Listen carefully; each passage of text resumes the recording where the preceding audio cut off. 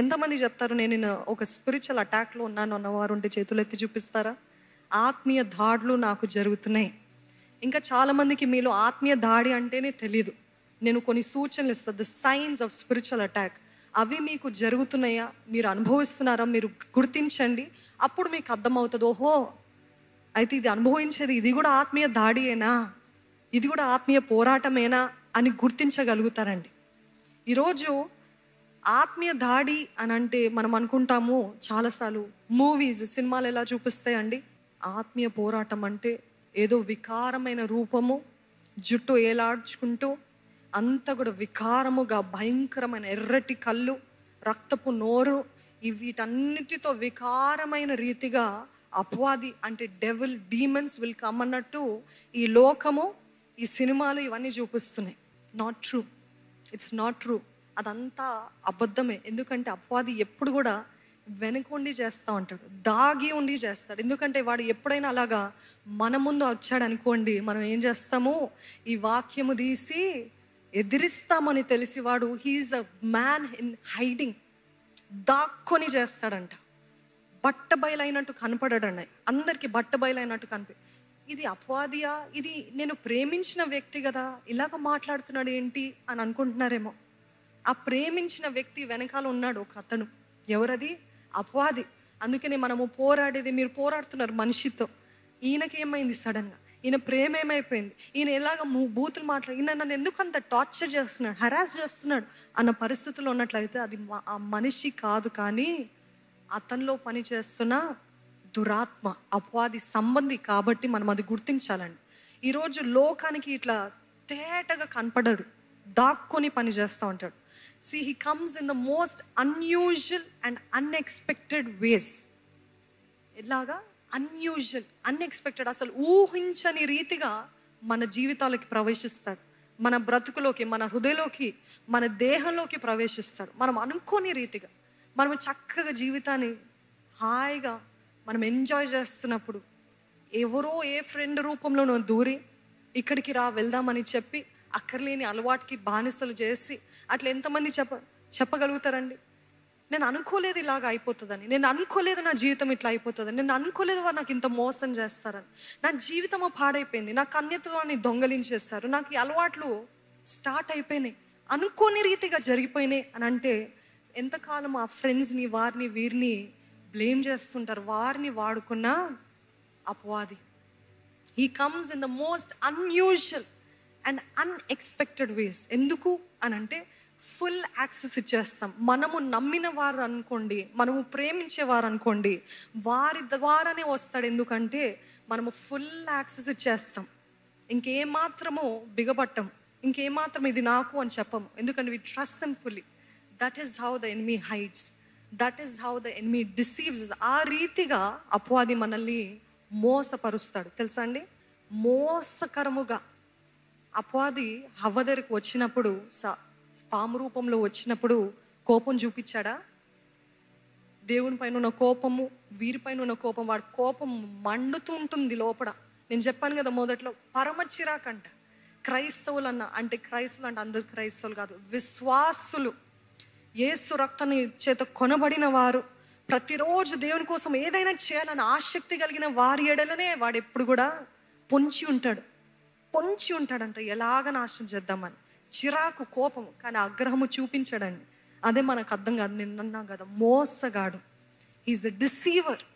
ఆగ్రహం చూపించాడు కదా హవ్వ దగ్గర, ఇది నిజమేనా అని ఎంత సున్నితంగా, ఎంత మెత్తగా వచ్చాడు కదా. అసలు ఊహిస్తామా? అట్లా వస్తాడు అపవాది.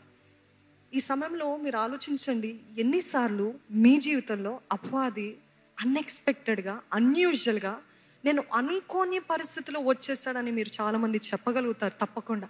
ఎందుకంటే that is how the enemy works. అలాగనే పనిచేస్తాడు. ఈరోజు ఎంతమంది చెప్పగలుగుతారు, నాకు ఒక శ్రమ తర్వాత ఇంకో శ్రమ, ఒక్క పోరాటం తర్వాత ఇంకో పోరాటం, నాకు బ్రేక్ లేకుండా ఒకటి తర్వాత ఒకటి జరుగుతుంది అన్న పరిస్థితిలో ఉన్నారా? అపవాది అలాగ వెంటనే మన జీవితాల పైన దాడులు చేస్తూనే ఉంటాడు. మొన్ననే మా తల్లిదండ్రులకి యాక్సిడెంట్ అయిందండి. నిన్ననే మా అక్కకి ఏదో పెద్ద వ్యాధి అంటుకుందండి. మొన్ననే మా అమ్మమ్మ చనిపోయారు. ఇట్లా కంటిన్యూస్గా ఒకటి తర్వాత ఒకటి మా జీవితంలో, మా కుటుంబంలో దాడులే, నష్టమే, విషాదాలే, ట్రాజడీసే జరుగుతున్నాయి అన్న పరిస్థితులు ఉన్నారా? అపవాది మనల్ని ఊపిరి పీల్చుకోకుండా ఎంతగా కలవర పెడతాడంటే, ఆందోళన చెందేలాగా చేస్తాడంటే, ఒక తుఫాను వల్ల సడన్గా వచ్చి అలాగ నాశనం చేస్తుంది. అలాగనే మన జీవితాల్లో కూడా if you are experiencing a storm after storm, a tragedy after tragedy, a sickness after sickness, కంటిన్యూస్గా ఒక్క బ్రేక్ లేకుండా వెంటనే అన్నీ జరిగిపోతున్నాయి అన్న పరిస్థితిలో ఉన్నట్లయితే అపవాది దాడి చేస్తున్నాడని జ్ఞాపకం చేసుకోండి. వాడు ఒక తుఫాను వలె వస్తాడు. యోబు జీవితంలో కూడా చూస్తాం. యోబు చక్కగా భక్తి కలిగిన దైవజనుడు. అటువంటి వ్యక్తి బ్రేక్ లేకుండా ఫ్యూ డేస్లో మొత్తము పతనం చేసేసాడు. చూసారా? అదే ఎవరైతే యథార్థంగా దేవుని కోసం బ్రతుకుదాం అనుకుంటామో అట్లాంటి వారి జీవితాల్లో తుఫాన్ ఈ రీతిగా తెస్తాడు అపవాది. పేతురుని కూడా చూసినట్లయితే యేసుప్రభు ఆ నీళ్ళపైన, గలిలీ సముద్రం పైన నడుస్తూ వచ్చినప్పుడు, దేవా నేను రానా నన్ను పిలువవా అని అడుగుతాడు. బాగానే ఉంది విశ్వాసము, the eagerness to do something with Jesus and for God. నేను కూడా చేయగలుగుతాను అనేది చాలా బాగుంది. కానీ ఇక్కడ ఈ తుఫాను చూసినట్లయితే, ఎప్పుడైతే ఆ సముద్రం పైన ఆయన కాలు వేస్తాడో తుఫాన్ని చూశాడంట. తుఫానికి సాదృశ్యం ఏంటి తెలుసా అండి? అపవాది ఎప్పుడు మన జీవితంలో తుఫాన్లనే చూపిస్తూ ఉంటాడు. ఈరోజు మీకు మీ జీవితంలో తుఫాన్లే కనిపిస్తున్నాయా? పేతురు జీవితంలో కూడా తుఫాన్లే కనపడుతున్నాయి. పేతురు జీవితంలో కూడా ఎప్పుడు అక్కడ యేసయ్యని చూడటం ఆపేసి, ఎదురుగున యేసయ్యని చూడటం ఆపేసి పక్కన తిరిగి తుఫాను వైపు చూస్తున్నాడు. ఈరోజు మీ జీవితాల్లో తుఫాన్లు ఉన్నాయా? తుఫాన్లు ఉంటాయి. క్రైస్తువులు అనబడిన తర్వాత, విశ్వాసులు అనబడిన తర్వాత ప్రతి ఒక్కరికి తుఫాన్లు ఉంటాయి. కానీ ఆ తుఫాన్లలో చెప్పదలుచుకుంది ఏంటి తెలుసా? దేవా నేను ఆ తుఫాన్ని చూడనయ్యా. I will not look unto the storm, I will look unto Jesus. Amen, hallelujah. యేసు వైపు చూచి నడవాలండి మనము. యేసు వైపు చూచి నడవాలి. ఈరోజు తుఫాన్ లాంటి పరిస్థితులు, విషాదాలు వెంబడి విషాదాలు, నష్టాలు వెంబడి నష్టాలు, బ్రేక్ లేదండి. ఒక మాట వీరంటున్నారు, మా ఇంట్లో గొడవలు అవుతున్నాయి, ఇది అవుతుంది, సడన్గా అంతా నా తలపైన వచ్చి పడినట్టు. ఎంతమందికి అనుభవం ఉంది? You have that experience. ఏం చేస్తాడు తెలుసు? వాట్ ఈస్ హిస్, వాడి ధ్యేయం ఏంటి?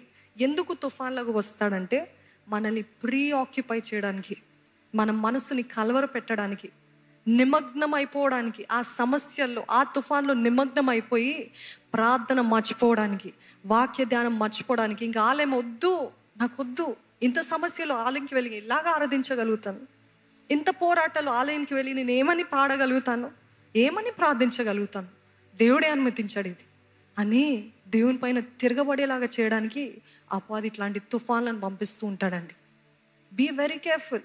Stop blaming God in your storm, but look unto Jesus. Yesu వైపు చూడండి.